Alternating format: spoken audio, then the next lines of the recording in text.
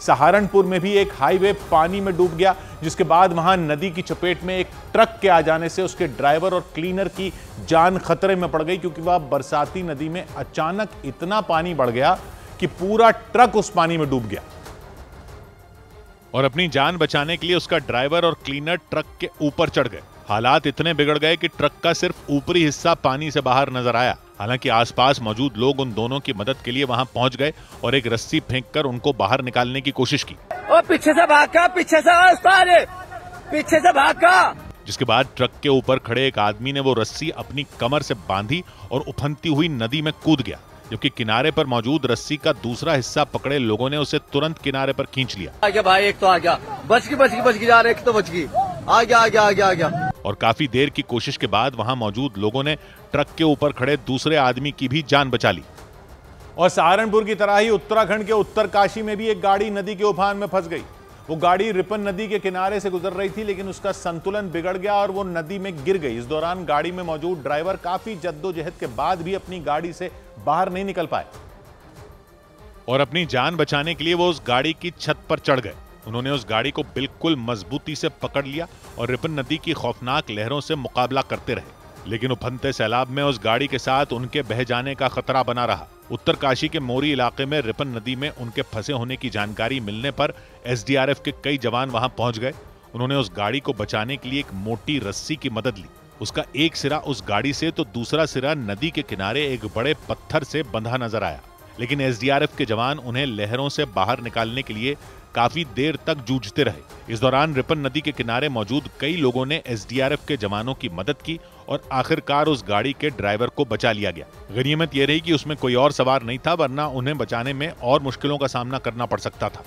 और उत्तरकाशी के ही पड़ोसी जिले रुद्रप्रयाग में एक पुल बहने के बाद रास्ता पार करने के लिए दो लड़कों ने अपनी जान जोखिम में डाल दी। जानकारी मिली कि वो दोनों लड़के सरकारी नौकरी के लिए होने वाली भर्ती परीक्षा देने जा रहे थे। इस दौरान रास्ते में उन्हें एक बरसाती नाला पार करना था, लेकिन बेहिसाब बारिश की वजह से वो नाला उफान पर आ चुका था और उसके ऊपर बना पुल भी बह चुका था। ऐसे में उन लड़कों ने वो नाला पार करने के लिए अपनी जान दांव पर लगा दी। वो दोनों तेज रफ्तार में बहते उस नाले के बीचों बीच अलग अलग टीलों पर खड़े नजर आए। उनमें एक लड़के ने अपना कुछ सामान दूसरे लड़के की तरफ फेंका। जब उसने वो सामान पकड़ लिया तो वो उस टीले से कूदकर आगे वाले टीले पर चला गया। उन दोनों टीलों के बीच इतना फासला था कि अगर वो लड़का थोड़ा सा भी आगे कूदता तो वो उस नाले में बह जाता। हालांकि गनीमत ये रही कि वो सही सलामत उस दूसरे टीले पर पहुंच गया। उसके पीछे पीछे उसका दूसरा साथी भी वो नाला पार करता दिखाई दिया। उसने भी उसके पीछे पीछे छलांग लगाई और अपने दोस्त के पास आकर खड़ा हो गया। ये सब देखकर उस नाले के दूसरी तरफ मौजूद लोग बुरी तरह डर गए। भाई साहब, इनका पेपर है भाई, क्या करे। थोड़ी देर बाद वो दोनों उस बरसाती नाले को पार कर सुरक्षित बाहर आ गए। उत्तराखंड के रुद्रप्रयाग में हुई बेहिसाब बारिश के बाद कई नदी नाले उफान पर आ गए। इसकी वजह से कई इलाकों की सूरत बदल गई। वहां के एक इलाके में लगी भोलेनाथ की एक बड़ी मूर्ति पूरी की पूरी पानी में डूब गई। उस मूर्ति का सिर्फ ऊपर वाला हिस्सा पानी के बाहर नजर आया। और इस सब के बीच हिमाचल प्रदेश के शिमला में भारी बारिश के बाद पहाड़ खिसकने से एक 5 मंजिला मकान जमींदोज हो गया। उसके गिरने से आसपास के मकानों में भी दरारें पड़ गईं और उनके गिरने का भी खतरा बढ़ गया। हालांकि खतरे को देखते हुए जो मकान गिरा उसे पहले ही खाली करवा लिया गया था और इसके बाद अगले ही दिन वो मकान ताश के पत्तों की तरह ढह गया। कुछ ही सेकंड में 5 मंजिल का वो मकान मलबे के ढेर में तब्दील हो गया। ये देखकर आसपास मौजूद लोगों की जान हलक में अटक गई। उनकी आंखों के सामने ही इतना बड़ा मकान जमींदोज हो गया, उसका नामो निशान ही मिट गया। इसकी जानकारी मिलते ही वहां लोगों की भीड़ जमा हो गई। उनके मुताबिक एक 4 लेन हाईवे के निर्माण की वजह से उस मकान में दरारें पड़ गई थीं। इसके बाद 2 दिन से हो रही भारी बारिश की वजह से वो मकान और कमजोर हो गया और भरभरा कर गिर गया। साफ दिख रही है 4 लेन का जो काम हुआ है इसमें, मतलब यहाँ पे इतना ज्यादा इन्होंने कटिंग कर दी थी कि मतलब बिल्डिंग को तो 2 साल पहले से खतरा था।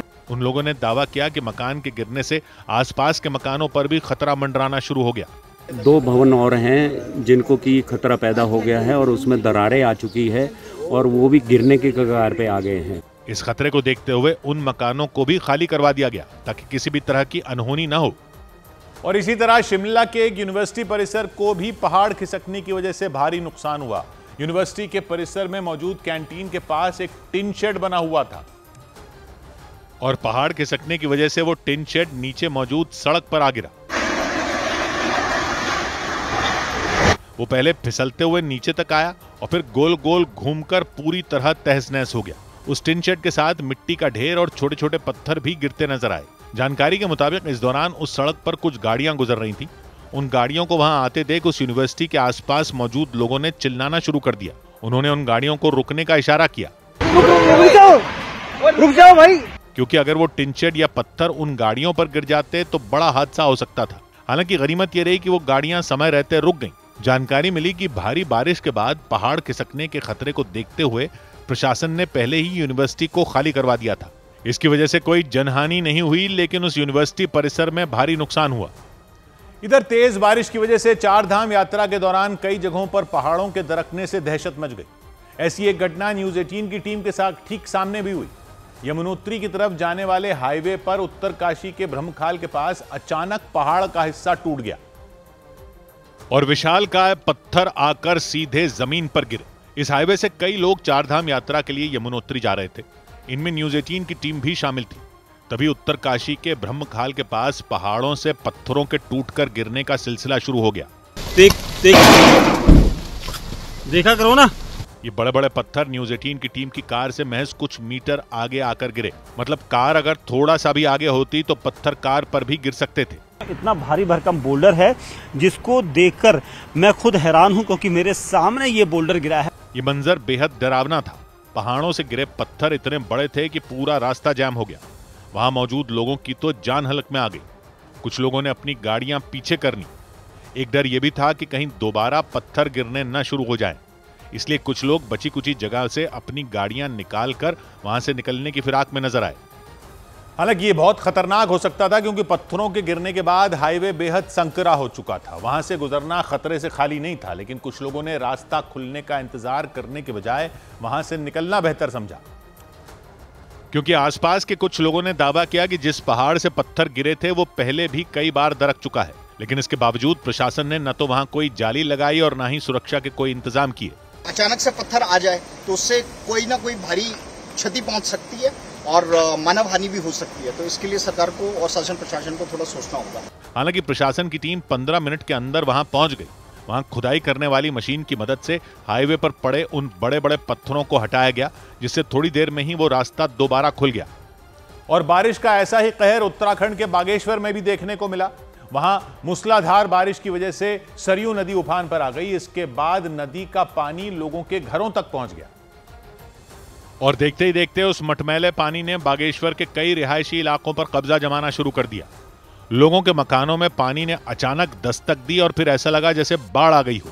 गलियों में बारिश का पानी सैलाब की तरह बहता नजर आया। कई लोगों के मकानों में पानी की वजह से परेशानी खड़ी हो गई। सारा सामान डूब गया। वहां के लोगों ने आरोप लगाया कि बारिश की वजह से पानी की समस्या सालों से चली आ रही है, जिसके बारे में उन्होंने कई बार शिकायत भी की, लेकिन उसका कोई हल नहीं निकल पाया। देख के जा रहे हैं तो कुछ नहीं कर रहे हैं। वो यहाँ हमारा तो रहना ही मुश्किल हो गया। घर में पूरा पानी भर गया, अंदर बाहर। रिहायशी इलाकों का हाल तो बुरा था ही, नदी के पास वाले इलाकों का मंजर तो और भी डरावना हो गया। बताया गया कि मूसलाधार बारिश की वजह से उत्तराखंड के बागेश्वर में बहने वाली गोमती और सरयू दोनों नदियां उफान पर आ गईं। बागेश्वर के लोगों के लिए मुसीबत तब और बढ़ गई जब मौसम विभाग ने वहां बारिश का रेड अलर्ट जारी कर दिया, जिसका मतलब यह हुआ कि वहां पहले से ही बारिश ने हाहाकार मचा रखा है और हो सकता है कि आने वाले दिनों में उनकी ये परेशानी घटने के बजाय और बढ़ जाए। और इस सब के बीच उत्तराखंड के उत्तरकाशी में भारी बारिश के बाद पहाड़ खिसकने की घटनाओं ने लोगों की मुसीबतें बढ़ा दी। वहां मूसलाधार बारिश के बीच नदी नाले उफान पर आ गए, लेकिन लोगों की परेशानी तब और बढ़ गई जब बारिश के बाद पहाड़ों से पत्थरों के गिरने के सिलसिले ने थमने का नाम नहीं लिया। और इसीलिए वहां कई रास्तों पर लोगों का आना जाना बिल्कुल ही बंद हो गया। उत्तरकाशी में गंगोत्री हाईवे पर जगह जगह पहाड़ों से पत्थरों की बारिश हुई। यही नहीं, हाईवे से जुड़ने वाली कुछ सड़कों का तो बुरा हाल हो गया, क्योंकि वहां पहाड़ों से सैकड़ों टन मलबा एक साथ नीचे आ गया। इसकी वजह से कई जगहों पर सड़कों का नामो निशान ही मिट गया। वहां रास्तों पर छोटे बड़े पत्थरों के साथ मिट्टी का अंबार दिखाई दिया। गंगोत्री हाईवे उत्तराखंड के उत्तरकाशी जिले का सबसे अहम रास्ता है, जो गंगोत्री धाम तक जाता है। यह हाईवे ऊंची ऊंची पहाड़ियों से होकर गुजरता है, इसीलिए बारिश के बीच वहां पहाड़ों के दरकने से आने जाने वाले लोगों को मुसीबतों से दो चार होना पड़ा। ये सड़क मेन वो रूट है जो उत्तरकाशी से होते हुए यमुनोत्री को जाती है, चारधाम को भी जाती है।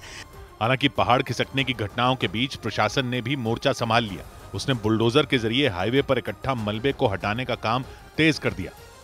और उत्तराखंड के ही हरिद्वार में भारी बारिश के बीच वहां सैलाब में फंसे लोगों को बचाने के लिए मॉक ड्रिल की गई।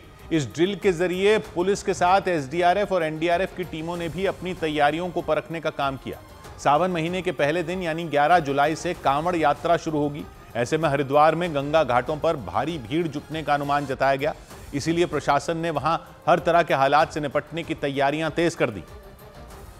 और इसी कड़ी में नदी में डूब रहे लोगों को बचाने की मॉक ड्रिल की गई। यानी अगर भगदड़ जैसे हालात में कोई नदी में गिर गया तो उसे कैसे बचाया जाएगा, इसका अभ्यास किया गया। हरिद्वार में गंगा घाट पर हुई ड्रिल में पुलिस के अलावा एसडीआरएफ और एनडीआरएफ के जवान शामिल हुए।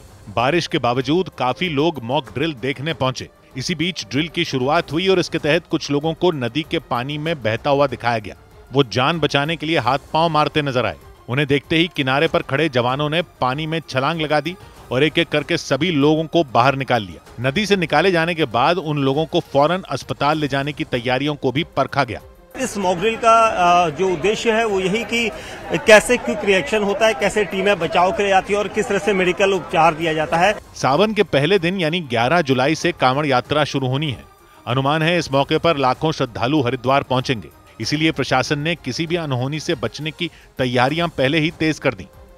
उधर बिहार के गया में एक झरने पर नहाने के लिए गई 3 लड़कियों के बहने से हड़कंप मच गया।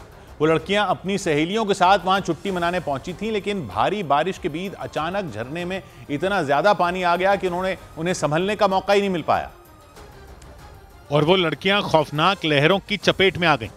इसके बाद तो वहां चीख पुकार मच गई। रोंगटे खड़े कर देने वाली घटना गया के इमामगंज इलाके में मौजूद लगुराही नाम के झरने में हुई। वहां झरने में अचानक पानी आने से 4 लड़कियां पत्थरों पर फंस गईं, लेकिन उनमें 3 लड़कियां ज्यादा देर तक खुद को संभाल नहीं पाईं। सफेद कपड़ों वाली लड़की अचानक फिसली और फिर देखते ही देखते उसकी 2 सहेलियां भी पानी में बहने लग गईं। वो हाथ पैर मारने की कोशिश करती दिखी, लेकिन ताकतवर लहरों के आगे उनकी एक न चली। हालांकि लड़कियों के बहते ही वहां मौजूद लोगों ने उन्हें बचाने के लिए चिल्लाना शुरू कर दिया। कुछ लड़कों ने किनारे से लड़कियों को पकड़ने की कोशिश भी की, लेकिन इस दौरान एक लड़का भी फिसल गया। हालांकि बाद में तीनों लड़कियां और उस लड़के को बचा लिया गया। जिन लड़कियों को बचाया गया उनकी एक सहेली काफी देर तक तेज रफ्तार पानी के बीच पत्थर पर डटी रही। बाद में उसे भी रस्सी के जरिए बाहर निकाला गया। और बिहार के गया की ही तरह मध्य प्रदेश के पन्ना में भी एक झरने पर हादसा होने से सनसनी फैल गई। वहां नहाने के लिए गए 6 लड़कों में 3 लड़के पानी के तेज बहाव में बह गए। जानकारी मिलने पर पुलिस और एसडीआरएफ की टीमें उनकी तलाश में जुट गईं, क्योंकि नहाने के दौरान वो लड़के तेज लहरों की जद में आ गए। इसके बाद पानी उन्हें कहां बहा कर ले गया ये किसी को पता नहीं। दंग कर देने वाली घटना पन्ना के ब्रिजपुर इलाके में जंगल के बीच मौजूद बृहस्पति कुंड की रही। भारी बारिश के बाद कुंड में गिरने वाले झरने ने रौद्र रूप अख्तियार कर लिया। झरने से गिर रहे पानी को देखकर लगा कि अगर गलती से भी कोई उसकी चपेट में आ गया तो उसका बचना मुश्किल हो जाएगा। लेकिन इस बीच 6 लड़के वहां पिकनिक मनाने के लिए पहुंचे। बाद में वो बृहस्पति कुंड में नहाने के लिए उतर गए और उनमें 3 लड़के पानी के तेज बहाव में फंसकर बह गए। मेरे भाई घूम गए, बस डूब गया पानी।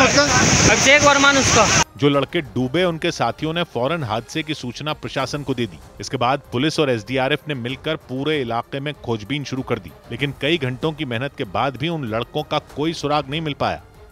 इधर यूपी के प्रयागराज में भारी बारिश के बीच गंगा और यमुना नदी में पानी बढ़ने के बाद लोगों की मुश्किलें बढ़ गई हैं। लगातार बढ़ते खतरे को देखते हुए प्रशासन की टीमें नदियों के किनारे लगे बाजार खाली करवाने पहुंच गईं, क्योंकि पहाड़ी इलाकों में हो रही जोरदार बारिश की वजह से वहां पानी बढ़ने की आशंका जताई गई। और इसी वजह से गंगा और यमुना नदी के किनारे लगी दुकानों और स्टॉल को तुरंत खाली करवाने की कोशिश तेज कर दी गई। साथ ही कुछ पुलिस वाले भी लोगों से पूरे इलाके को जल्द से जल्द खाली करने की अपील करते हुए दिखाई दिए। कुछ जगहों पर तो नदी किनारे लगी दुकानें पानी में डूबी हुई नजर आईं, जबकि वहां मौजूद लोग अपनी जान दांव पर लगाकर पानी में डूबे हुए सामान को बाहर निकालते हुए दिखे। सुबह से इतना पानी बढ़ा तेज कि आपसे की सामान हटाने के समय नहीं मिल पाए। प्रशासन की तरफ से संगम किनारे पूजा करने वाले लोगों से भी सावधानी बरतने की अपील की गई और ऊंचाई वाले इलाकों में ही रहने के निर्देश दिए गए। उधर राजस्थान के कई जिलों में लगातार हो रही मूसलाधार बारिश ने निचले इलाकों को डुबोकर रख दिया। चुरू जिले के रिहायशी इलाकों में तो तेज बारिश की वजह से लोगों का घरों से निकलना ही मुश्किल हो गया, क्योंकि सड़कों पर कई फीट तक पानी जमा हो गया और पानी में डूबी सड़कों पर लोग संभल कर चलने के लिए मजबूर हो गए। वहां उनके घुटनों के ऊपर तक बारिश का पानी भरा दिखाई दिया, जबकि एक बुजुर्ग तो अपनी साइकिल लेकर किसी तरह आगे बढ़ते दिखे और उनकी साइकिल का सिर्फ हैंडल ही नजर आया। सड़कें डूब जाने की वजह से लोगों ने अपने घरों से निकलना बंद कर दिया। हालांकि उनके घर भी इसकी चपेट में आने से बच नहीं पाए। एक लड़के ने बारिश के पानी को रोकने के लिए अपने घर के गेट पर प्लास्टिक की एक शीट लगा दी, लेकिन इसके बावजूद उसके घर में पानी घुस गया और वो बाल्टी से पानी निकालकर सड़क पर फेंकता दिखा। चुरू में हुई भारी बारिश लोगों के साथ जानवरों के लिए भी बड़ी मुसीबत बन गई। वहां सड़क से गुजरने के दौरान एक गाय सैलाब में फंस गई। इस बीच राजस्थान के चुरू समेत कई जिलों में मौसम विभाग ने और बारिश का अलर्ट जारी कर दिया। इधर जम्मू कश्मीर के रियासी और रामबन में निचले इलाकों में रहने वाले लोगों के लिए चेतावनी जारी कर दी गई। वहां लगातार हो रही बेहिसाब बारिश के बाद चिनाब नदी का जलस्तर बढ़ गया। इसके बाद प्रशासन ने चिनाब नदी पर बने बगलिहार और सलाल डैम के कई गेट तक खोल दिए और इससे निचले इलाकों पर बाढ़ का खतरा मंडराने लग गया, क्योंकि उन दोनों बांधों से बड़े पैमाने पर पानी छोड़ दिया गया। जम्मू कश्मीर के रियासी में लगातार हुई भारी बारिश से चिनाब नदी में उफान आ गया और वहां चिनाब नदी पर बना सलाल डैम ओवरफ्लो हो गया। इसके बाद प्रशासन ने सलाल डैम के गेट खोल दिए। आप सब लोगों को सूचित किया जाता है कि दरिया चिनाब का पानी काफी बढ़ गया है और सलाल डैम के गेट भी खोल दिए गए हैं। सलाल डैम से पानी छोड़ने के बाद प्रशासन ने लोगों से नदी किनारे न जाने की अपील की। इसके साथ ही अपने जानवरों को नदी के किनारे से दूर रखने की सलाह दी।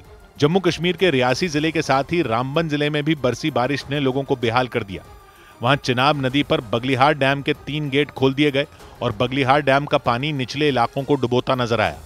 ऐसे में वहां रहने वाले लोगों के लिए प्रशासन की तरफ से एडवाइजरी जारी की गई। उधर उत्तराखंड में पहाड़ खिसकने की घटनाओं के बाद बद्रीनाथ नेशनल हाईवे को बंद कर दिया गया।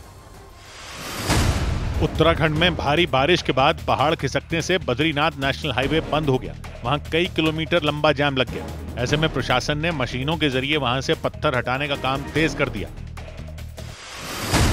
हिमाचल प्रदेश के सोलन में भारी बारिश के बाद पहाड़ का एक बड़ा हिस्सा खिसककर हाईवे पर गिर गया। इस वजह से चंडीगढ़ शिमला नेशनल हाईवे बंद हो गया। हिमाचल प्रदेश के सोलन में बारिश के बीच पहाड़ खिसकने से लंबा जाम लग गया। वहां चक्की मोड़ पर पहाड़ से पत्थरों के साथ गिरी मिट्टी ने रास्ते पर कब्जा जमा लिया और इसकी वजह से लोग वहां कई घंटों तक फंसे रहे। और बड़ी खबर आई यूपी के प्रयागराज से। वहां नगीना लोकसभा सीट से सांसद चंद्रशेखर आजाद को रोके जाने के बाद मचे बवाल के मामले में पुलिस ने 50 से ज्यादा आरोपियों को गिरफ्तार कर लिया। गिरफ्तारी के बाद उन सभी को कोर्ट के आदेश पर जेल भेज दिया गया। उन पर प्रयागराज के करछना इलाके में कई गाड़ियों में तोड़फोड़ करने, आगजनी और पथराव के आरोप लगाए गए। ये पूरा बवाल तब शुरू हुआ जब प्रयागराज की पुलिस ने कानून व्यवस्था का हवाला देते हुए चंद्रशेखर के काफिले को करछना और कौशांबी जाने से रोक दिया, क्योंकि चंद्रशेखर इन दोनों जगहों पर अलग अलग घटनाओं के पीड़ित परिवारों से मिलने जा रहे थे। लेकिन पुलिस ने उनके वहां जाने से हालात बिगड़ने की आशंका जताई। इसके बाद उन्हें प्रयागराज में हाउस अरेस्ट कर लिया गया। लेकिन इस कार्रवाई के खिलाफ चंद्रशेखर सर्किट हाउस में ही धरने पर बैठ गए और इसकी जानकारी मिलते ही उनके सैकड़ों समर्थक भड़क गए। वो अपना विरोध जताने के लिए सड़क पर उतर आया और कई गाड़ियों को निशाना बनाया। गुस्साए लोगों ने पुलिस की गाड़ियों को भी नहीं छोड़ा। प्रयागराज के करछना इलाके में यह पूरा बवाल हुआ। वहां चंद्रशेखर आजाद के कई समर्थक पुलिस की एक गाड़ी में तोड़फोड़ करते नजर आए। उन्होंने पहले तो डंडों से मारकर उसके शीशे चकनाचूर कर दिए।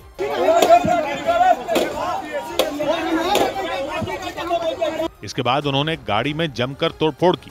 इससे भी उनका मन नहीं भरा तो लोगों ने पुलिस की उस गाड़ी को बीच सड़क पर ही पलट दिया। ये देखकर वहां दहशत मच गई। सड़क से गुजर रहे और वहां रहने वाले लोग खौफ से भर गए।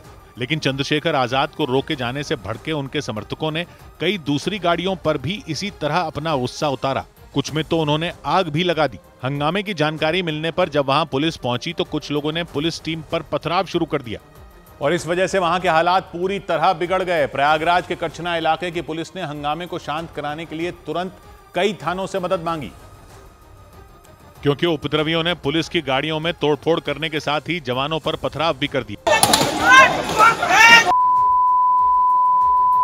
हंगामे की वजह से वहां भयंकर जाम लग गया। सड़कों पर गाड़ियां जहां तहां रुक गईं। इससे पहले चंद्रशेखर को प्रयागराज के सर्किट हाउस में रोके जाने पर उनके सैकड़ों समर्थक नाराज हो गए और बड़ी संख्या में उस इलाके में इकट्ठा हो गए। उन्होंने अपने नेता के समर्थन में नारे लगाने शुरू कर दिए। हालात बिगड़ते देख प्रयागराज के करछना इलाके की पुलिस ने आसपास के थानों को खबर की। इसके बाद कई थानों की पुलिस वहां पहुंची और फिर जवानों ने हंगामा कर रहे लोगों पर सख्त एक्शन लिया। पुलिस टीम ने लाठीचार्ज शुरू किया तो वहां भगदड़ मच गई। चंद्रशेखर आजाद के समर्थन में जुटे लोग इधर उधर भागते दिखाई दिए, लेकिन भागते हुए भी उन्होंने पथराव जारी रखा। इस दौरान कई पत्थर जवानों के अलावा आसपास मौजूद दूसरे लोगों पर भी बरसे और कुछ लोग घायल हो गए और इस वजह से पूरे इलाके में दहशत का माहौल बन गया। प्रयागराज के करछना इलाके में के रहने वाले ही नहीं बल्कि इस इलाके से गुजर रहे कई लोगों पर भी इस हंगामे का असर हुआ, क्योंकि गुस्साई भीड़ ने कई गाड़ियों में तोड़फोड़ करने के बाद उनमें आग लगा दी। उनमें बैठे लोग किसी तरह अपनी जान बचाकर भागे। इस दौरान वहां भगदड़ की स्थिति बन गई। इस वजह से कई लोग चंद्रशेखर के समर्थकों पर बरस पड़े। बाद में उन्होंने हंगामे के वक्त का खौफनाक मंजर बयां किया। गाड़ियां तोड़ दिए, हमारी पूरी गाड़ी तोड़ के सब क्षतिग्रस्त कर दिया। हम लोग जान बचा के जो है किसी तरह से बेचारे धन्यवाद इस गांव के इस क्षेत्र के लोग जो है घरों में हम लोगों को जगह दिए, नहीं तो हम लोग मर गए होते। प्रयागराज के करछना इलाके में जहां ये बवाल हुआ, वहां रहने वाले लोगों के मुताबिक चंद्रशेखर आजाद को हाउस अरेस्ट किए जाने के बाद उनके सैकड़ों समर्थकों ने गुस्से में आकर सड़क जाम कर दी। लेकिन इस बीच वो अचानक उग्र हो गए और उन्होंने वहां खड़ी गाड़ियों को निशाना बनाना शुरू कर दिया। पुलिस प्रशासन को भी नहीं छोड़ा गया।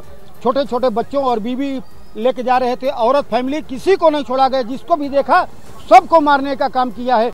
बाद में जब पुलिस उन्हें हटाने पहुंची तो वो लोग पुलिस वालों से ही भिड़ गए। बड़ी मुश्किल से पुलिस ने हंगामा कर रहे लोगों को खदेड़ा और सड़क से जाम हटवाया, लेकिन पुलिस के पहुंचने के घंटों बाद भी इलाके में तनाव का माहौल बना रहा और हालात को देखते हुए उस इलाके की सुरक्षा बढ़ा दी गई।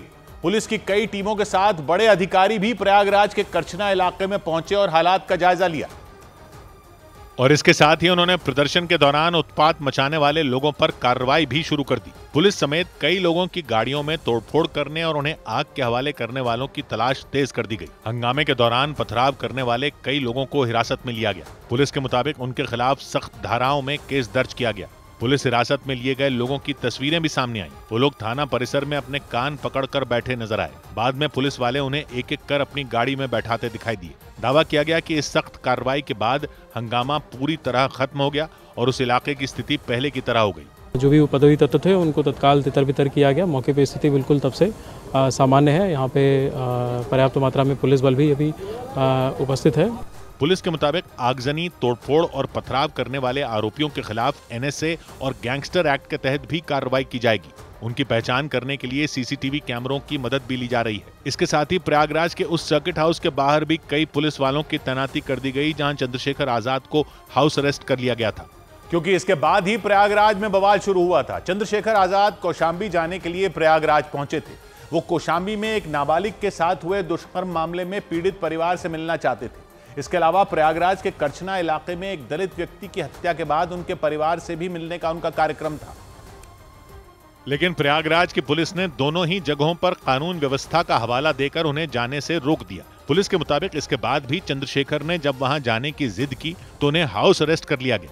इस कार्रवाई के बाद चंद्रशेखर अपने कई समर्थकों के साथ वहीं धरने पर बैठ गए। प्रयागराज के सर्किट हाउस में सीढ़ियों पर बैठकर उन्होंने प्रदर्शन शुरू कर दिया। उन्होंने चेतावनी दी कि अगर उन्हें जल्द ही इन दोनों जगहों पर जाने की इजाजत नहीं मिली तो वो इसके खिलाफ आंदोलन शुरू कर देंगे। अभी तो इलाहाबाद में आप संघर्ष देख रहे हैं, फिर आप लखनऊ में देखना विधानसभा का गिराव होगा, मुख्यमंत्री आवास का गिराव होगा। इतने बड़े पैमाने पे होगा कि पूरे प्रदेश से ट्रेन में लोग आएंगे।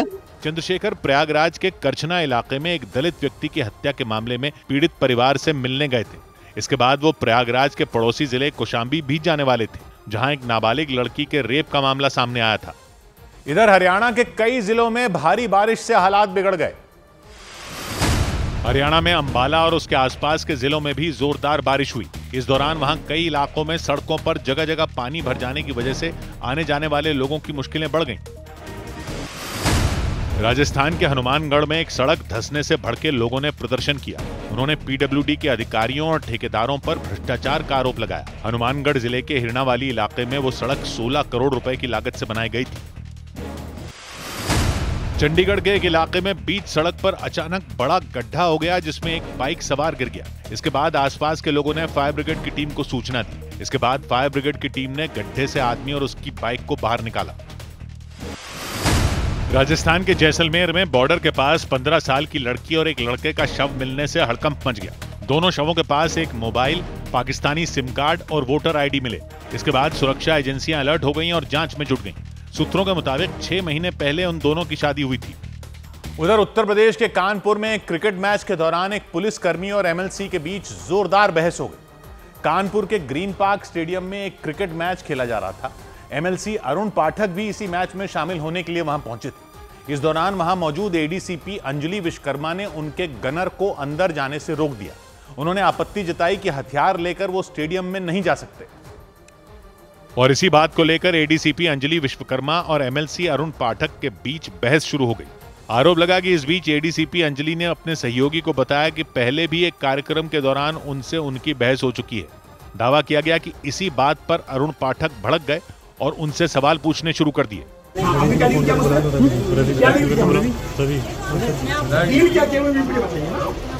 क्या डील किया मत करिए मैम, क्या डील किया तो जवाब देने की स्थिति नहीं आपकी, ये मत करिएगा दोबारा। जब बहस बढ़ती चली गई तो एडीसीपी अंजलि वहां से चली गई। इसके बाद वहां मौजूद एक दूसरी पुलिसकर्मी ने अरुण पाठक का गुस्सा शांत करने की कोशिश की।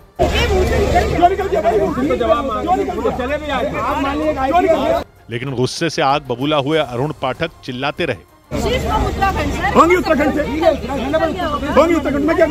इसके बाद वहां मौजूद लोगों ने उन्हें शांत करवाया और वहां से ले गए। जानकारी के मुताबिक ये सारा बवाल एक क्रिकेट मैच के दौरान गनर को स्टेडियम में ले जाने को लेकर हुआ। इधर उत्तर प्रदेश के प्रयागराज से दलित समुदाय की एक नाबालिग को अगवा करने और उसे केरल ले जाकर जबरदस्ती धर्म परिवर्तन कराने का डरा देने वाला मामला सामने आया। हालांकि प्रयागराज पुलिस ने उस लड़की को केरल से सुरक्षित बरामद कर लिया, लेकिन पूछताछ में उस नाबालिग ने पुलिस के सामने जो बयान दिया उसे सुनकर अधिकारियों के होश उड़ गए। पुलिस के मुताबिक उस लड़की ने दावा किया कि उसे प्रयागराज से अगवा कर दिल्ली के रास्ते केरल ले जाया गया था। उसने यह भी दावा किया कि अगवा करने वाले लोगों ने उसे कुछ संदिग्ध लोगों से मिलवाया था जो देश विरोधी गतिविधियों में शामिल थे। और पुलिस सूत्रों के मुताबिक दलित समुदाय की उस नाबालिग लड़की ने बताया कि केरल में उसे जिहाद के नाम पर आतंकी बनाने की ट्रेनिंग दी जा रही थी। हालांकि किसी तरह वो उनके चंगुल से भागकर केरल के एक रेलवे स्टेशन पर पहुंच गई थी। उसने रेलवे पुलिस को पूरी जानकारी दी, जिसके बाद रेलवे पुलिस ने प्रयागराज पुलिस से संपर्क साधा था। बाद में पुलिस उसे सुरक्षित केरल से प्रयागराज ले आई। पुलिस की पूछताछ में उस लड़की ने बताया कि उसे प्रयागराज से अगवा कर पहले दिल्ली और फिर वहां से केरल ले जाया गया था। अपहरण करने के बाद में उसको पहले दिल्ली ले जाया गया, फिर केरला ले जाया गया और केरला से वो बच्ची जो है सकुशल बरामद हुई। प्रयागराज पुलिस के मुताबिक 28 जून को दलित समुदाय की एक महिला ने वहां के फूलपुर थाने में एक शिकायत दर्ज कराई थी। उनके मुताबिक 8 मई को उनकी 15 साल की बेटी गांव में ही शादी की दावत में गई थी, लेकिन वहां से वो नहीं लौटी थी। उन्होंने आरोप लगाया था कि गांव में रहने वाली मुस्लिम समुदाय की एक महिला ने उनकी बेटी का धर्म परिवर्तन करने के लिए ब्रेन वॉश किया था। पुलिस सूत्रों ने दावा किया कि उस लड़की को अगवा कर केरल ले जाया गया था और वहां जबरदस्ती उसका धर्म बदलवा दिया गया था। और दलित समुदाय की उस लड़की के मुताबिक उसे पैसों का लालच दिया गया था। उसे ये सपने दिखाए गए थे कि उसकी जिंदगी खुशहाल हो जाएगी, उसे किसी तरह की कोई दिक्कत नहीं होगी। पुलिस सूत्रों ने दावा किया कि वो लड़की आरोपियों के झांसे में आ गई और उसके मुताबिक गांव से उसे एक आदमी मोटरसाइकिल पर बैठाकर पहले प्रयागराज रेलवे स्टेशन ले गया था।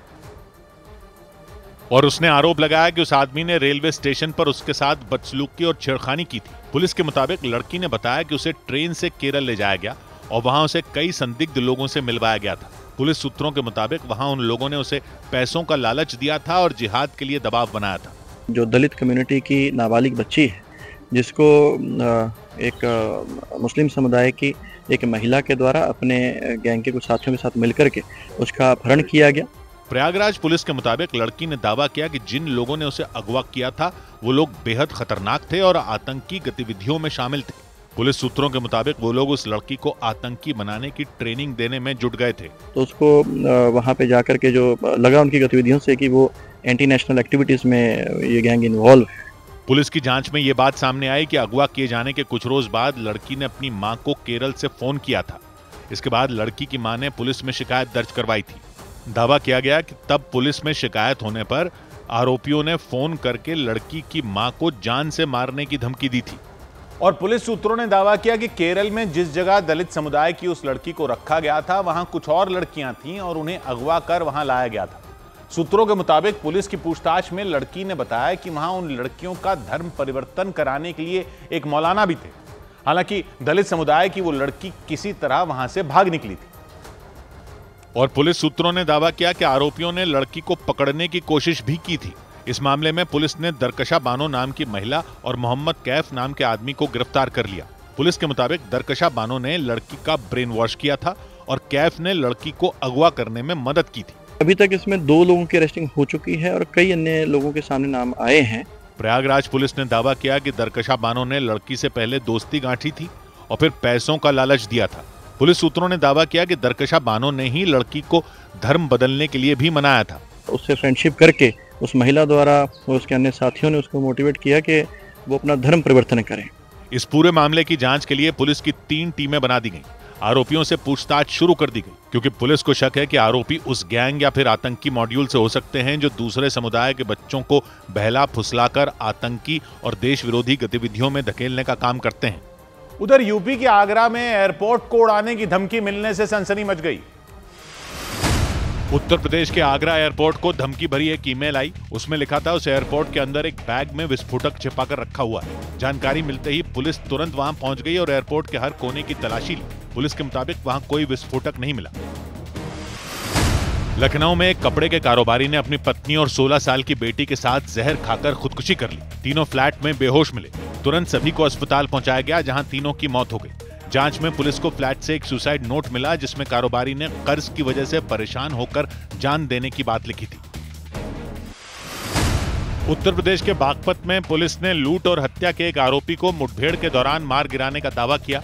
पुलिस के मुताबिक उसने कई ट्रक ड्राइवरों की हत्या की थी और वो उनके ट्रकों में लदा सामान लूटकर फरार हो गया था। पुलिस ने उसे गिरफ्तार करने के लिए 1 लाख रुपए के इनाम का भी ऐलान किया था।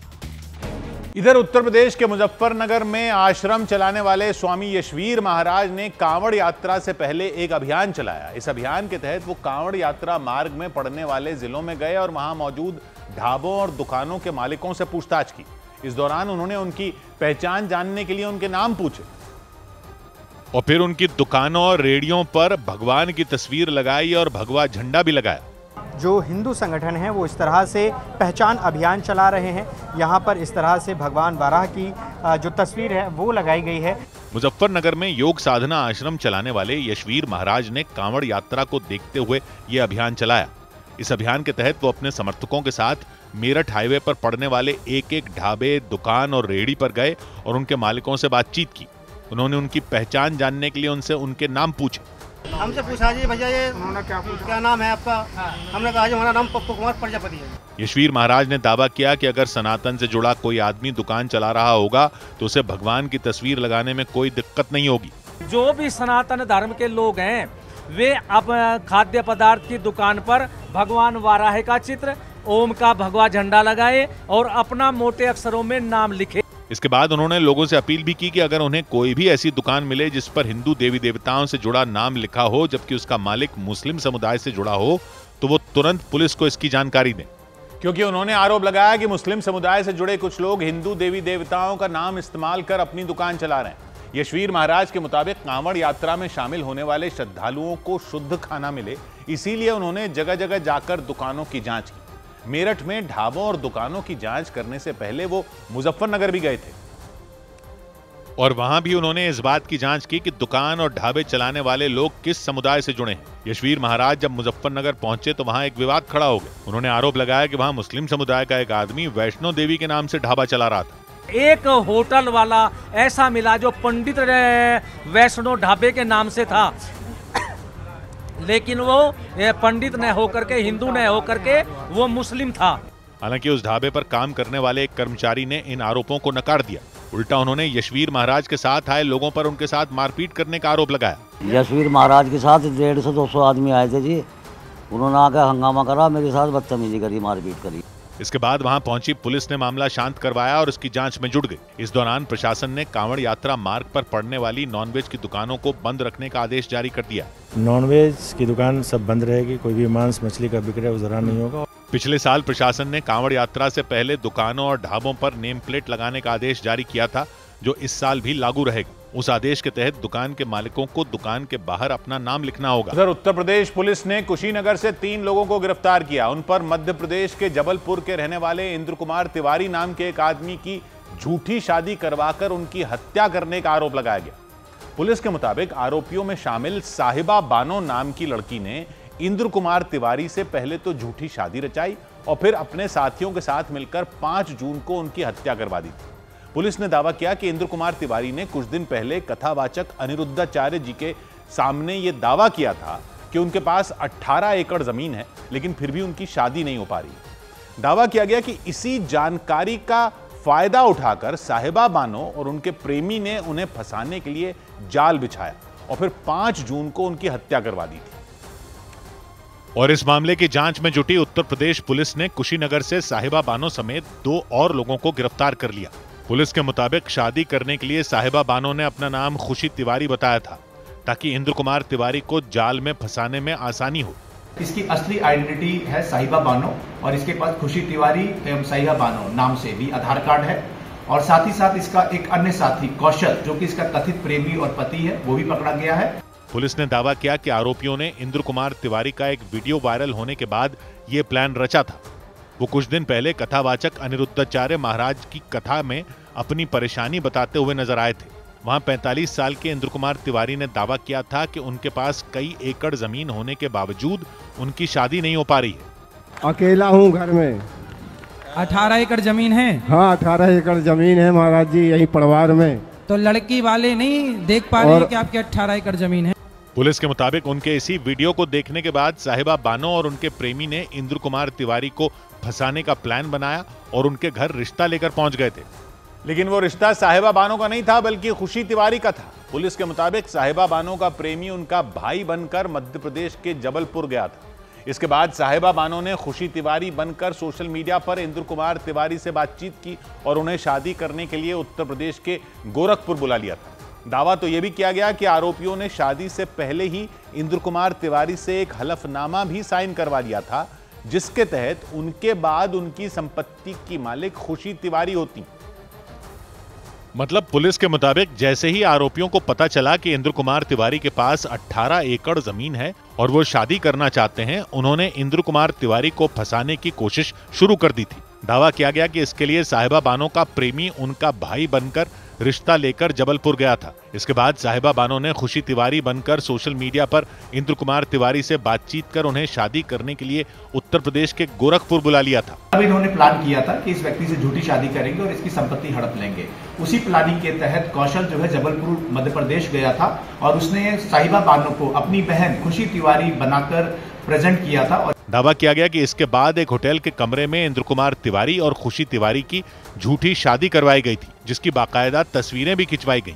पुलिस ने दावा किया कि जब इंद्र कुमार तिवारी ने आरोपियों की सभी शर्तें मान ली तो उन लोगों ने 5 जून को उनकी हत्या करवा दी थी। उनके शव को एक नाले में फेंक दिया गया था। पुलिस ने उसी शव के आधार पर जांच शुरू की और आरोपियों को पकड़ लिया। इधर यूपी के प्रयागराज में हुए भीषण सड़क हादसे में कई लोग घायल हो गए। उत्तर प्रदेश के प्रयागराज में भयानक सड़क हादसा हो गया। वहां बस और डंपर के बीच हुई टक्कर में 12 लोग बुरी तरह जख्मी हो गए। घायलों में 2 लोगों की हालत गंभीर बताई गई। महाराष्ट्र के नासिक में झील में डूबने से 3 बच्चों की जान चली गई। तीनों बच्चे अचानक गायब हो गए थे। उनके कपड़े और जूते एक नदी के पास बनी झील के करीब मिले। बाद में तलाशी अभियान चलाए जाने पर तीनों बच्चों के शव बरामद किए गए। शिवसेना यूबीटी गुट के नेता उद्धव ठाकरे 5 जुलाई को मुंबई के आजाद मैदान में विक्ट्री रैली करेंगे। रैली में एमएनएस प्रमुख राज ठाकरे भी शामिल होंगे। राज्य सरकार ने स्कूलों में हिंदी भाषा को तीसरी भाषा के तौर पर जरूरी बनाने के फैसले को एक रोज पहले वापस लेने का ऐलान किया था। सरकार ने यह फैसला उद्धव और राज ठाकरे के विरोध प्रदर्शनों के बाद लिया था। उधर राजा रघुवंशी हत्याकांड की जांच में जुटी शिलांग पुलिस ने मध्य प्रदेश के रतलाम से सोनम रघुवंशी का लैपटॉप बरामद करने का दावा किया। सूत्रों के मुताबिक शिलांग पुलिस को उम्मीद है कि सोनम के लैपटॉप से राजा रघुवंशी हत्याकांड से जुड़े कई सबूत मिल सकते हैं। हैरानी की बात यह कि सोनम का लैपटॉप शिलोम जेम्स नाम के प्रॉपर्टी डीलर के ससुराल से मिला। शिलोंग पुलिस के मुताबिक शिलोम जेम्स वही हैं जिन्होंने हत्याकांड में शामिल विशाल को इंदौर में किराए का फ्लैट दिलाया था। शिलोंग पुलिस के मुताबिक उसी फ्लैट में सोनम रघुवंशी पति राजा रघुवंशी की हत्या करके लौटने के बाद कई दिन तक छिपी हुई थी। कुछ रोज पहले शिलोंग पुलिस ने जेम्स को हत्याकांड के आरोपियों की मदद करने के आरोप में गिरफ्तार किया था। और शिलोंग पुलिस के मुताबिक राजा रघुवंशी हत्याकांड के बाद शिलोम जेम्स ने सोनम और राज कुशवाहा की सबूत मिटाने में मदद की थी। सूत्रों ने दावा किया कि जेम्स ने प्लानिंग के तहत आरोपी विशाल को फ्लैट दिलाया था, जिसमें सोनम कई दिनों तक रुकी थी। सूत्रों के मुताबिक सोनम के इंदौर से भागने के बाद जेम्स ने ही उनके बैग को फ्लैट से गायब कर दिया था। सूत्रों ने बताया कि शिलोंग पुलिस को जांच के दौरान पता चला कि जेम्स ने दरअसल सोनम के बैग को इंदौर से ले जाकर रतलाम में अपने ससुराल में छिपा दिया था, जिसके बाद शिलोंग पुलिस की टीम जेम्स, उनकी पत्नी और उनकी साली को लेकर रतलाम पहुंच गई। पुलिस सूत्रों के मुताबिक जेम्स के ससुराल से पुलिस ने सोनम के बैग को बरामद कर लिया, जिसे किचन में छिपा कर रखा गया था। सूत्रों ने दावा किया कि बैग के अंदर पुलिस को सोनम रघुवंशी का लैपटॉप भी मिला। सूत्रों के मुताबिक सोनम ने शिलोंग जाने के लिए इसी लैपटॉप से टिकट बुक किए थे। शिलोंग पुलिस और इंदौर पुलिस की टीम ने मकान में कुछ देर तक सर्च ऑपरेशन चलाया। बाद में पुलिस सोनम के बैग और जेम्स को वहां से लेकर रवाना हो गई। और शिलोंग पुलिस के सूत्रों ने दावा किया कि रतलाम में शिलोम जेम्स ने राजा रघुवंशी के गहनों को बेचने की कोशिश की थी। सूत्रों के मुताबिक पुलिस की टीम को सोनम के बैग से राजा रघुवंशी के कुछ गहने और एक पेन ड्राइव भी मिली। शिलोंग पुलिस के मुताबिक राजा रघुवंशी हत्याकांड के बाद जेम्स कुछ लोगों के संपर्क में थे और लगातार उनसे मोबाइल फोन पर बातें कर रहे थे। और इसी वजह से शक जताया गया कि शिलोम जेम्स को राजा रघुवंशी हत्याकांड की जानकारी पहले से थी। मतलब राजा रघुवंशी हत्याकांड में प्रॉपर्टी डीलर का काम करने वाले जेम्स भी शामिल हो सकते हैं। सूत्रों के मुताबिक जेम्स के ससुराल से शिलोंग पुलिस को लैपटॉप के अलावा राजा रघुवंशी के कुछ गहने और एक पेनड्राइव भी मिली। सूत्रों के मुताबिक शिलोंग पुलिस की जांच में ये बात भी सामने आई कि रतलाम में जेम्स ने राजा रघुवंशी के गहनों को बेचने की कोशिश की थी। शिलोम जेम्स उसने राजा के जो सोने की चेन है और दूसरे आभूषण है वो रतलाम में बेचने का काम किया था। खबर यही है कि हो सकता है कि आभूषण रतलाम के इसी घर में भी छिपाए जा सकते हैं। सूत्रों ने बताया कि राजा रघुवंशी हत्याकांड से जुड़े सबसे ज्यादा सबूत जेम्स के पास से ही जब्त किए गए। इसीलिए पुलिस उनकी पत्नी और साली से पूछताछ की तैयारी में जुट गई। पुलिस को इस बात का भी शक है कि जेम्स ने अपने ससुर मनोज गुप्ता से भी इस बारे में चर्चा की थी। हालांकि वो अपने घर पर नहीं मिले थे और इसीलिए पुलिस की एक टीम उन्हें ढूंढने में जुट गई। इधर मध्य प्रदेश के सतना में अवैध संबंध के शक में शिव कुमार नाम के एक व्यक्ति की पीट कर हत्या कर दी गई। हत्या का आरोप राकेश पाल नाम के व्यक्ति पर लगा। पुलिस के मुताबिक राकेश को शक था कि शिव कुमार से उनकी पत्नी के अवैध संबंध थे। आरोप लगा कि उन्होंने अपनी पत्नी के जरिए उन्हें अपने इलाके में बुलाया, अपने कुछ दोस्तों के साथ मिलकर उनकी जान ले ली।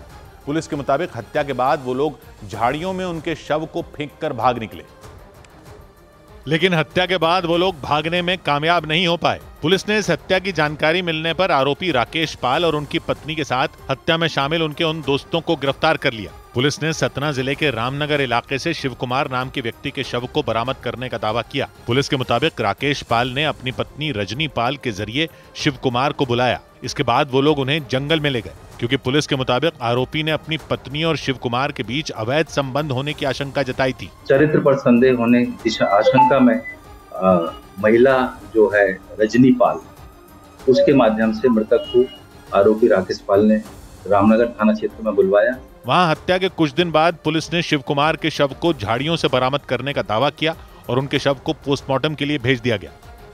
उधर जम्मू कश्मीर के पुंछ में आतंकियों की मदद करने के आरोप में एक पाकिस्तानी नागरिक को पकड़ लिया गया। जम्मू कश्मीर के पुंछ में सेना ने एलओसी के पास से एक पाकिस्तानी युवक को गिरफ्तार कर लिया। सेना के मुताबिक गिरफ्तार किया गया युवक पाकिस्तान के कब्जे वाले कश्मीर से घुसपैठ करने वाले आतंकियों को रास्ता दिखाने का काम करता है। उसके पास से पाकिस्तानी रुपए और कई संदिग्ध चीजें बरामद हुई।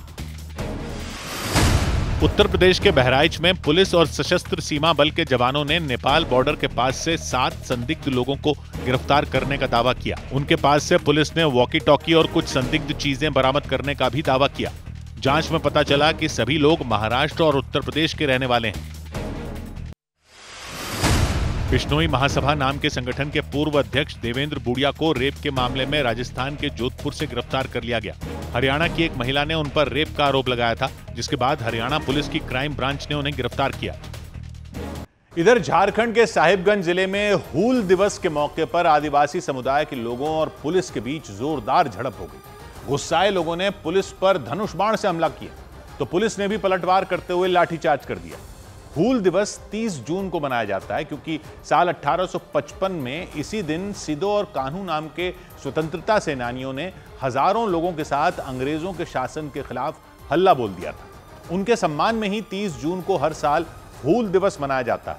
इस मौके पर सिदो और कान्हू के परिजनों के अलावा आदिवासी समुदाय के लोग एक पार्क में पूजा करते हैं। उस पार्क में सिदो और कान्हू की प्रतिमाएं लगी हुई हैं। लेकिन बवाल इसीलिए हुआ क्योंकि गुस्साए लोगों ने आरोप लगाया कि प्रशासन ने उस पार्क पर ताला जड़ दिया और लोगों को पूजा करने से रोक दिया, और इसीलिए वो बुरी तरह भड़क गए। इस दौरान आदिवासी समुदाय के उन लोगों और पुलिस के बीच झड़प हो गई। देखते ही देखते बवाल इतना ज्यादा बढ़ गया कि हालात बिगड़ते चले गए, क्योंकि आदिवासी समुदाय के लोगों ने धनुष बाण से हमला कर दिया। हंगामा बढ़ता देख पुलिस ने लाठियां भांजनी शुरू की, और तो और उसने गुस्साए लोगों की ओर आंसू गैस के गोले भी छोड़े। वहां काफी देर तक हंगामा चलता रहा। पुलिस और आदिवासी समुदाय के लोगों के बीच टकराव साहिबगंज के भोगनाडीह इलाके में हुआ। लोगों ने आरोप लगाया कि हूल दिवस के मौके पर प्रशासन ने सिदो कान्हू पार्क पर ताला लगा दिया। सिदो और कान्हू स्वतंत्रता सेनानी थे। उन्होंने 30 जून 1855 को अंग्रेजों की हुकूमत के खिलाफ विद्रोह की अगुवाई की थी। उस विद्रोह को हूल क्रांति के नाम से जाना जाता है, और उसी की याद में सिदो और कान्हू के परिजन 30 जून को पार्क में लगी मूर्तियों की पूजा करते हैं। लेकिन उन्होंने आरोप लगाया कि प्रशासन ने उन्हें रोकने की कोशिश की। इस दौरान पुलिस के साथ हुई झड़प में कई लोग घायल हो गए। उधर बागेश्वर धाम के प्रमुख धीरेन्द्र कृष्ण शास्त्री पर बयान देकर अखिलेश यादव साधु संतों के निशाने पर आ गए। उत्तर प्रदेश के इटावा में कथावाचक मुकुटमणि के साथ हुई बदतमीजी पर मचे बवाल के बाद धीरेन्द्र कृष्ण शास्त्री ने यह आरोप लगाया कि कुछ नेताओं ने इस मुद्दे का राजनीतिकरण करने की कोशिश की। उनके मुताबिक कुछ नेताओं ने जानबूझकर इसमें जाति के नाम पर अपनी राजनीतिक रोटियां सेकने की कोशिश की, क्योंकि यादव समुदाय से आने वाले मुकुटमणि नाम के कथावाचक पर यह आरोप लगे थे कि भागवत कथा से पहले उन्होंने अपनी जाति नहीं बताई थी। इस मुद्दे पर इटावा समेत पूरे उत्तर प्रदेश में जमकर बवाल मचा था। और अब इसी मुद्दे पर अखिलेश यादव ने बागेश्वर धाम के प्रमुख धीरेन्द्र कृष्ण शास्त्री को निशाने पर ले लिया। कथाकर वाली की अंडर टेबल नहीं लेते हैं वो धीरेन्द्र शास्त्री क्या? कथावाच ने भी पता कितनी कीमत होगी उनकी, फ्री थोड़े नहीं। ऐसा इसलिए क्योंकि धीरेन्द्र कृष्ण शास्त्री ने यह आरोप लगाया कि कुछ नेताओं ने अपने राजनीतिक फायदे के लिए मुकुटमणि की जाति को आधार बनाकर हंगामा किया। वो अपनी राजनीतिक कास्टवाद के नाम पर रोटियां ना सकें। इसके जवाब में जब अखिलेश यादव ने धीरेन्द्र कृष्ण शास्त्री पर हमला बोला तो कई साधु संतों ने इस पर नाराजगी जताई। इनके पिताजी भी पूरी राजनीति सनातन के विरोध में करते रहे और वही काम अखिलेश यादव कर रहे हैं। साधु संतों ने ये नसीहत भी दी कि अखिलेश यादव ने धीरेन्द्र कृष्ण शास्त्री पर जो आरोप लगाए वो बेबुनियाद हैं, इसलिए उन्हें फौरन उनसे माफी मांग लेनी चाहिए। इधर पंजाब के लुधियाना में हुए भयंकर सड़क हादसे ने लोगों को खौफ से भर दिया। वहां एक तेज रफ्तार कार ने एक स्कूटर सवार और एक रेडी वाले को टक्कर मार दी। इस हादसे में एक आदमी की मौत हो गई और कुछ लोग घायल हो गए।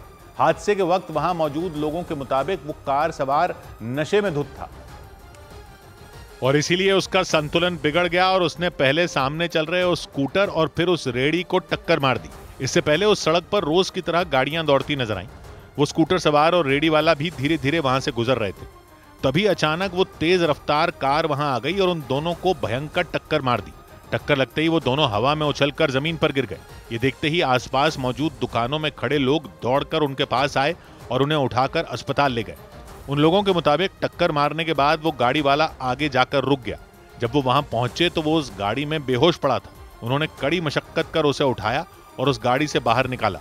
आरोप लगा कि इसके बाद एक गाड़ी वहां आई और उसमें सवार लोग उस आदमी को उस गाड़ी में बैठाकर अपने साथ ले गए। उन लोगों ने दावा किया कि वो गाड़ी वाला नशे में धुत होकर गाड़ी चला रहा था। इसकी जानकारी मिलते ही पुलिस वहां पहुंच गई और उस गाड़ी को जब्त कर लिया। 100 बात की एक बात यह कि ये जो शुभांशु शुक्ला ने प्रधानमंत्री से कहा कि अंतरिक्ष से भारत बहुत बड़ा दिखता है, वो वाकई सच है। कई लोगों ने सोचा कि जैसे राकेश शर्मा ने यादगार तरीके से तब की प्रधानमंत्री इंदिरा गांधी से अंतरिक्ष से बात करते हुए कहा था कि भारत सारे जहां से अच्छा दिखता है। इंदिरा गांधी ने राकेश शर्मा से पूछा था कि अंतरिक्ष से भारत कैसा दिखता है, तो उन्होंने कहा था कि सारे जहां से अच्छा दिखता है। तो लोगों ने सोचा कि शुभांशु शुक्ला भी उसी तर्ज में बोलते हुए कह रहे हैं कि अंतरिक्ष से भारत बहुत भव्य और बड़ा दिखता है। लेकिन वो सिर्फ कहने की बात नहीं है, नक्शों में जो स्कूल में पढ़ाया गया है ना, भारत उससे बड़ा है असल में, सच में। मतलब सच में बड़ा कैसे हो सकता है?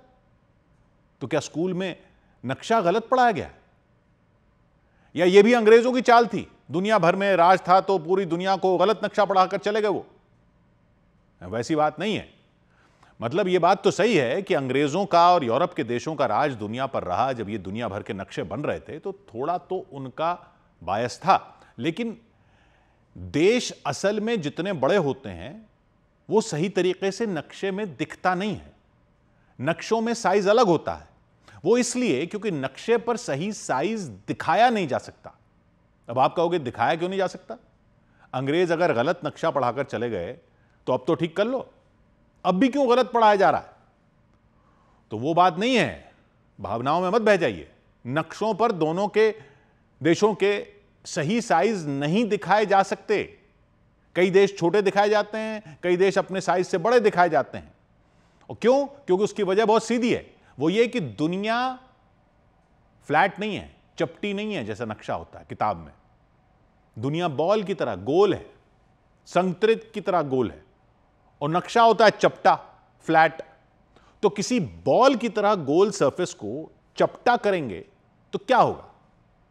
समझ लीजिए कि संतरे के छिलके को साबुत निकालकर उसको चपटा कागज पर फैलाना हो तो क्या होगा?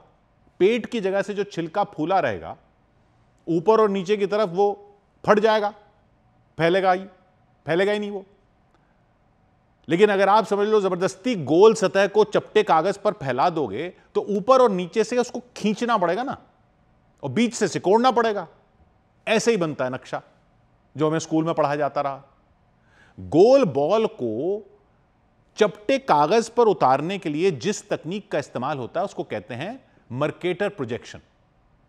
तो मोटे तौर पर तकनीक यह है, जैसा हमने बात की, कि जैसे संतरे के छिलके को साबुत खोलकर कागज पर लेटाना हो तो पेट से यानी बीच से उसको सिकोड़ा जाएगा और ऊपर और नीचे से उसको खींचकर फैलाया जाएगा। तो पृथ्वी है ये बॉल, और इस बॉल को खोलकर समझ लीजिए कि फ्लैट कागज पर लगाना है। तो पृथ्वी के पेट पर जो देश है, गोलाई के पेट पर, उनको थोड़ा सिकोड़ना पड़ेगा और ऊपर और नीचे तरफ जो है उनको खींचकर फैलाना पड़ेगा, तब बनेगा नक्शा। दुनिया का वही नक्शा आपने बचपन से देखा है, शुभांशु शुक्ला ने भी वही देखा था। तो एक आदत सी हो जाती है भारत को एक साइज में देखने की। लेकिन अब जरा दोबारा उस नक्शे को याद कीजिए। पृथ्वी की बॉल के पेट पर कौन से देश हैं? तो पेट पर जो लकीर बांधी जाती है, जिसे पृथ्वी के गोले को दो टुकड़ों में बराबर बांटा जाता है, आधा ऊपर आधा नीचे, उसको क्या कहते हैं? याद है? भूमध्य रेखा, इक्वेटर। यानी जो देश इक्वेटर पर हैं, भूमध्य रेखा पर हैं, वो बिल्कुल गोले के पेट पर है। और ऊपर और नीचे क्या है गोले के? नॉर्थ पोल, साउथ पोल, उत्तरी ध्रुव, दक्षिणी ध्रुव। यानी इस गोले को सपाट नक्शे में बनाने के लिए इसके पेट की लाइन यानी भूमध्य रेखा, इक्वेटर के पास के देशों के साइज को सिकोड़ना पड़ेगा। नॉर्थ पोल और साउथ पोल, ऊपर और नीचे, यानी उत्तरी ध्रुव, दक्षिणी ध्रुव के पास के देशों का साइज को फैलाना पड़ेगा। ऐसे मेरे हाथों, दोनों हाथों से आप गोला बनाने की कोशिश कीजिए, जैसे हम ये गोला बना रहे हैं दोनों हाथों से। इसको खोल के सपाट प्लेट की तरह बनाएंगे तो कैसे बनाएंगे? ये ऊपर से उंगलियां फैल जाएंगी ना, ये ऐसे बंद हो जाएंगी और ये ऐसे फैल जाएंगी। तो गोले के पेट पर है इक्वेटर। इक्वेटर से भारत कितना दूर है? सिर्फ 900 किलोमीटर। भारत पेट से सिर्फ जो बीच की लाइन है उससे 900 किलोमीटर ऊपर है। और नक्शा याद कीजिए स्कूल में जो पढ़ा था, ऊपर उत्तरी ध्रुव की तरफ चलेंगे तो एक देश है ग्रीनलैंड। नक्शे में कितना बड़ा सा है, देखने में ऐसा लगता है न जाने कितने भारत आ जाएं एक ग्रीनलैंड के अंदर डालें तो, लेकिन आपको पता है ग्रीनलैंड का एरिया कितना है? लगभग 21 लाख स्क्वायर किलोमीटर। और भारत का माल कितना मालूम? भारत का है 33 lakh square kilometre. Greenland 21 lakh square kilometre, Bharat 33 lakh square kilometre. यानी भारत ग्रीनलैंड से 1.5 गुना बड़ा है। लेकिन नक्शा जब आप खोल के सपाट देखेंगे, ग्लोब पर नहीं, ऐसे सपाट देखेंगे, तो ग्रीनलैंड में भारत जैसे कई देश आ जाएं ऐसा लगता है। यह है मर्केटर प्रोजेक्शन का खेल। यूरोप का नक्शा तो आप आजकल रोज देख ही रहे हैं। ये ग्लोब में मत देखिए, नक्शे पर देखिए। उसमें उत्तर में देश है नॉर्वे, स्वीडन, फिनलैंड, डेनमार्क, वो देखें ना, स्कैंडिनेवियन देश कहते हैं इनको। नॉर्वे, स्वीडन, फिनलैंड और डेनमार्क सब मिलाकर कितने बड़े लगते हैं, इतना बड़ा एरिया लगता है भारत से नक्शे पर अगर देखें तो। लेकिन इनका एरिया पता है कितना है? टोटल मिलाकर सिर्फ 11 लाख स्क्वायर किलोमीटर। भारत है 33 लाख स्क्वायर किलोमीटर। यानी भारत इन सबको मिलाकर भी इनसे 3 गुना बड़ा है असल में, लेकिन नक्शे में छोटा हो जाता है क्योंकि ये पृथ्वी के गोले में ऊपर है और भारत है गोले के पेट के पास। अफ्रीका तो बिल्कुल गोले के पेट पर ही है। इक्वेटर तो अफ्रीका से होकर गुजरता है ना, भूमध्य रेखा वहां से होकर गुजरती है। यानी अफ्रीका भी नक्शे पर सिकोड़ दिया जाता है और वैसे गोले में बहुत बड़ा है। रूस देखा आपने नक्शे में? ऊपर है, कितना बड़ा लगता है नक्शे पर। ये ग्लोब में आप देख रहे हैं छोटा लग रहा है, नक्शे पर बड़ा लगता है। अफ्रीका देखिए और रूस देखिए, रूस अफ्रीका से कितना बड़ा दिखता है नक्शे पर। आप देखेंगे ना, आप याद कीजिए, नक्शा बड़ा सा दिखता है। रूस का एरिया है 1,71,000, माफ कीजिएगा, 1,71,00,000 स्क्वायर किलोमीटर, यानी लगभग 1.25 करोड़ स्क्वायर किलोमीटर। और अफ्रीका कितना एरिया है? 3 करोड़ स्क्वायर किलोमीटर। यानी अफ्रीका रूस के दुगने साइज से थोड़ा ही कम है। लेकिन क्योंकि पृथ्वी के गोले, अभी आप गोले पर देख रहे हैं, गोले पर बड़ा लगेगा अफ्रीका, नक्शे में छोटा लगेगा रूस से, क्योंकि नक्शे में उसको सिकोड़ कर दिखाया जाता है। नक्शे पर यूएसए ले लीजिए, कनाडा ले लीजिए, अमेरिका है, यूएसए जो है वो 1 करोड़ स्क्वायर किलोमीटर, कनाडा है 1 करोड़ स्क्वायर किलोमीटर, दोनों मिला के हो गए, दोनों जोड़कर हो गए 2 करोड़ स्क्वायर किलोमीटर। अफ्रीका है 3 करोड़ स्क्वायर किलोमीटर। अब नक्शे पर आप देखेंगे इसको, अमेरिका, कनाडा को, ये अफ्रीका से बड़े होते हैं। गोले पे देखेंगे तो ये अफ्रीका से छोटे हो जाते हैं। दोनों को जोड़ दो, 2 करोड़ स्क्वायर किलोमीटर, उससे 1.5 गुना है अफ्रीका। यानी ये सारा चक्कर यह है कि दुनिया गोल है और नक्शा सपाट फ्लैट है। तो भारत को जब पृथ्वी के गोले पर देखो तो एकदम से बड़ा लगता है कि भाई ये तो काफी बड़ा है, लेकिन नक्शे पर आते ही छोटा हो जाता है। बचपन से वही नक्शा देखते आ रहे हैं। तो जब पहली बार असल में ऊपर अंतरिक्ष में जाकर पृथ्वी को देखो तो पता लगता है कि अपना भारत तो बड़ा सा है। और वही शुभांशु को देखा और वही शुभांशु शुक्ला ने प्रधानमंत्री मोदी को कहा। तो वो कोई डायलॉग नहीं मार रहे थे, भारत सच में भव्य और बड़ा है और सारे जहां से अच्छा तो है ही। 100 बात की एक बात।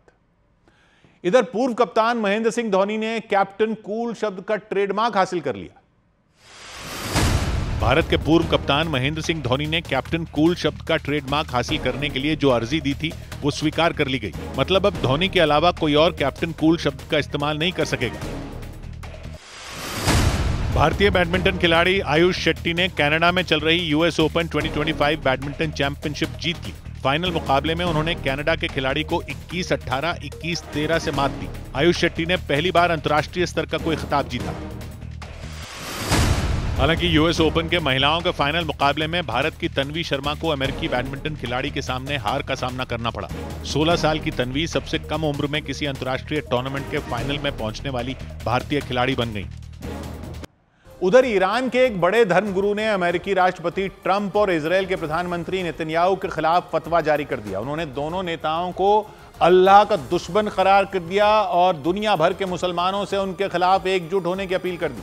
ईरान के सुप्रीम लीडर की हत्या की साजिश रचे जाने के दावों को लेकर धर्मगुरु का गुस्सा इजरायल और अमेरिका पर भड़क गया, क्योंकि कुछ दिन पहले ही इजरायल के रक्षा मंत्री ने भी कबूल किया था कि युद्ध के दौरान उनकी सेना ने ईरान के supreme leader Ayatollah Ali Khamenei की जान लेने की योजना बनाई थी। इसी बात से नाराज ईरान के शिया धर्मगुरु आयतुल्लाह नासिर मुकारिम शिराजी ने इजराइल के प्रधानमंत्री बेंजामिन नेतन्याहू और अमेरिकी राष्ट्रपति डोनाल्ड ट्रंप के खिलाफ फतवा जारी कर दिया। उन्होंने सुप्रीम लीडर की हत्या का प्लान बनाने वालों को अल्लाह का दुश्मन बता दिया। आयतुल्ला नासिर मुकाररम शिराजी के फरमान के मुताबिक जो भी व्यक्ति या सरकार इस्लामी नेतृत्व और एकता को चुनौती देता है उसे मुहारिब माना जाएगा। ईरान के शरिया कानून में मुहारिब को ईश्वर के खिलाफ युद्ध छेड़ने वाला माना जाता है। ऐसे लोगों को फांसी या उनके टुकड़े किए जाने की सजा दी जाती है। शिया धर्मगुरु ने दुनिया भर के मुसलमानों से अपील की कि वो इजराइल और अमेरिका के नेताओं के खिलाफ एकजुट हो जाएं और उन्हें उखाड़ फेंकें। इधर खुफिया एजेंसियों के सूत्रों ने दावा किया कि ऑपरेशन सिंदूर से खौफ में आया आतंकी संगठन जैश-ए-मोहम्मद का चीफ मसूद अजहर पाकिस्तान छोड़कर अफगानिस्तान में छिप गया। सूत्रों के मुताबिक मसूद अजहर को यह डर सता रहा है कि भारतीय सेना दोबारा उसे निशाना बना सकती है, क्योंकि प्रधानमंत्री नरेंद्र मोदी समेत सेना के बड़े अधिकारी कई बार यह साफ कर चुके हैं कि ऑपरेशन सिंदूर जारी रहेगा। और खुफिया एजेंसियों के सूत्रों का दावा है कि भारत के इसी ऐलान से जैश-ए-मोहम्मद के चीफ मसूद अजहर की जान हलक में आ गई। उस पर जान जाने का डर इस कदर हावी हो गया कि वो पाकिस्तान छोड़कर अफगानिस्तान में छिप गया। सूत्रों के मुताबिक तालिबान से जुड़े उसके कुछ साथियों ने उसे खोस्त प्रांत में मौजूद लश्कर-ए-तैयबा के एक कैंप में छिपने की जगह दी है। हालांकि दावा किया गया कि बीमारी की वजह से उसका पाकिस्तान के कराची आना जाना लगा रहता है। दावा तो यह भी किया गया कि मसूद अजहर अपने साथ अपने भाई को भी अफगानिस्तान ले गया, क्योंकि भारत ने जब ऑपरेशन सिंदूर को अंजाम दिया था तो आतंकी ठिकानों पर मौजूद मसूद अजहर के परिवार के कई लोग मारे गए थे। माना जा रहा है कि उसे ऐसे ही किसी और हमले का डर सताने लगा और सूत्रों के मुताबिक इसी वजह से वो अपने परिवार के बचे लोगों को लेकर अफगानिस्तान में छिप गया, ताकि कम से कम उनकी जान तो बच सके। खबर है कि मसूद अजहर के अलावा कश्मीर में लश्कर के लिए काम करने वाले अब्दुल रऊफ नाम के एक कमांडर को भी अफगानिस्तान में छिपा दिया गया। उधर हरियाणा के जींद में एक गाड़ी वाले के पिस्तौल लहराने की वजह से अफरा तफरी मच गई। वो गाड़ी वाला एक बस के आगे पिस्तौल लहराता नजर आया। हरियाणा रोडवेज की वो बस जींद से दिल्ली आ रही थी। उस बस के ड्राइवर ने कई बार हॉर्न बजाया ताकि वो उस गाड़ी वाले से आगे निकल सके, लेकिन वो गाड़ी वाला उसके सामने से नहीं हटा। उसने गुस्से में एक पिस्तौल निकाली और उस बस वाले को धमकाने के लिए अपनी गाड़ी की खिड़की से बाहर की तरफ लहराई। उसने पिस्तौल लहराते हुए बस को पीछे रहने का इशारा किया।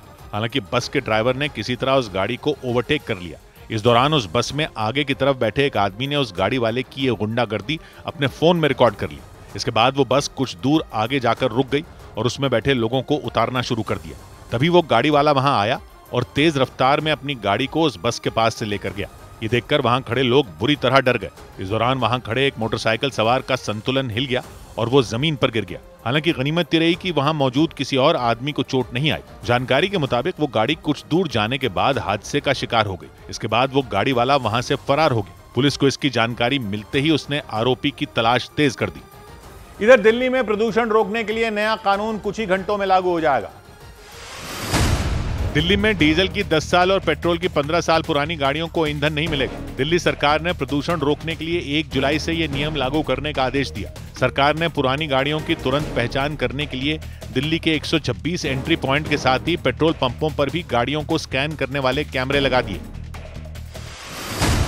भारतीय शेयर बाजार में पिछले 4 दिन से जारी तेजी पर ब्रेक लग गया।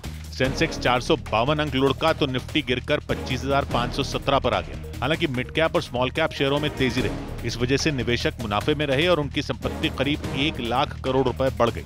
सबसे ज्यादा तेजी पीएसयू बैंक और आईटी सेक्टर के शेयरों में रही, जबकि रियल्टी और ऑटो सेक्टर के शेयरों में बिकवाली देखी गई।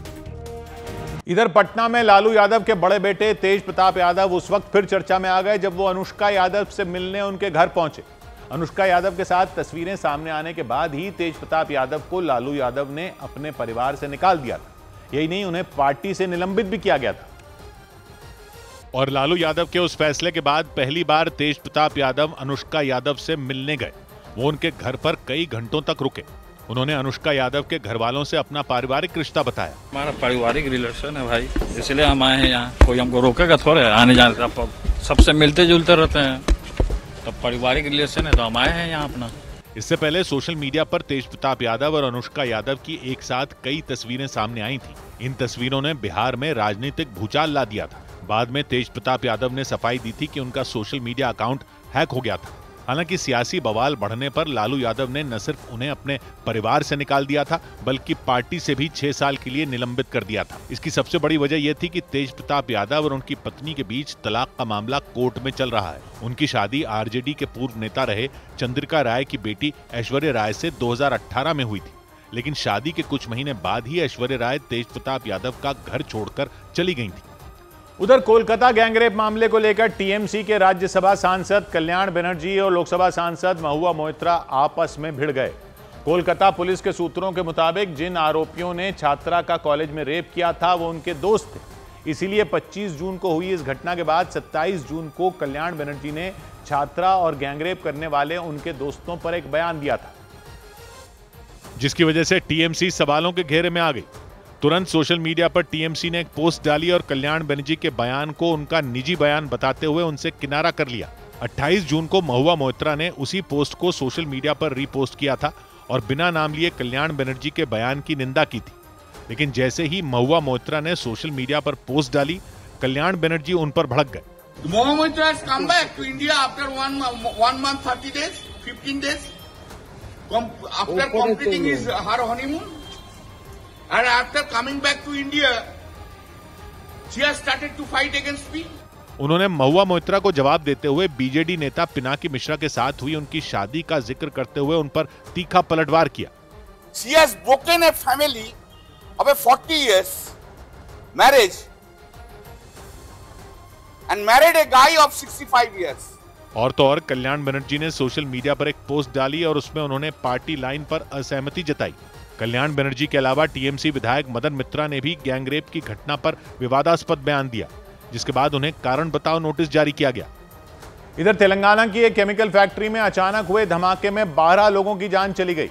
तेलंगाना में संगारेड्डी में दवा बनाने वाली कंपनी शिगाची इंडस्ट्रीज लिमिटेड के कारखाने में हादसे के वक्त करीब 150 लोग मौजूद थे और फैक्ट्री के जिस हिस्से में धमाका हुआ वहां भी बड़ी संख्या में लोग मौजूद थे और धमाके के वक्त किसी को संभलने का मौका तक नहीं मिला। फौरन पुलिस, फायर ब्रिगेड और एनडीआरएफ की टीमों ने पहुंचकर राहत और बचाव का काम शुरू कर दिया।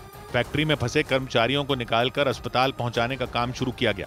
फैक्ट्री में हुआ धमाका इतना तेज था कि काफी दूर तक आग की लपटें फैल गईं। केमिकल फैक्ट्री की रिएक्टर यूनिट तो पूरी तरह तबाह हो गई। बताया गया ये धमाका अचानक हुए किसी केमिकल रिएक्शन की वजह से हुआ। हालांकि हादसे के कारणों का पता लगाने के लिए जांच के आदेश दे दिए गए। हादसे के फौरन बाद प्रधानमंत्री ने भी घटना पर दुख जताया। उन्होंने जान गंवाने वाले लोगों के लिए 2 लाख रुपए और जख्मियों के लिए 50,000 रुपए की मदद का ऐलान किया। इधर दिल्ली में जेएनयू के पूर्व छात्र नजीब अहमद की गुमशुदगी के मामले में सीबीआई की क्लोजर रिपोर्ट मंजूर कर ली गई। दिल्ली की जवाहरलाल नेहरू यूनिवर्सिटी के पूर्व छात्र नजीब अहमद की गुमशुदगी के मामले में सीबीआई की क्लोजर रिपोर्ट को राउज एवेन्यू कोर्ट ने स्वीकार कर लिया। नजीब अहमद 2016 में रहस्यमयी हालात में गायब हो गए थे, जिन्हें सालों तक चली जांच के बाद भी ढूंढा नहीं जा सका। चंडीगढ़ में सुखना झील के पास 12 फीट लंबा अजगर मिलने से दहशत मच गई। वन विभाग की टीम ने अजगर को पेड़ से उतारकर सुरक्षित जगह पहुंचाया। इधर जम्मू कश्मीर के अनंतनाग में अमरनाथ यात्रा शुरू होने से पहले पुलिस ने सुरक्षा को लेकर एडवाइजरी जारी की। 3 जुलाई से अमरनाथ यात्रा शुरू हो रही है, इसके लिए प्रशासन की तरफ से सुरक्षा के पुख्ता इंतजाम किए गए। इसी बीच जम्मू कश्मीर की पुलिस ने अमरनाथ जाने वाले यात्रियों से निर्देशों का पालन करने की अपील की, ताकि अमरनाथ यात्रा को सुरक्षित और आसान बनाया जा सके। जम्मू कश्मीर पुलिस ने अमरनाथ जाने वाले श्रद्धालुओं की सुरक्षा के लिए एडवाइजरी जारी की। पुलिस ने श्रद्धालुओं को प्रशासन की देखरेख में चलने वाले सुरक्षा काफिले के साथ यात्रा करने की अपील की। इसके साथ ही श्रद्धालुओं को अकेले या निजी गाड़ियों से यात्रा न करने की सलाह दी गई। अमरनाथ जाने के लिए पहला जत्था 2 जुलाई को जम्मू से रवाना होगा।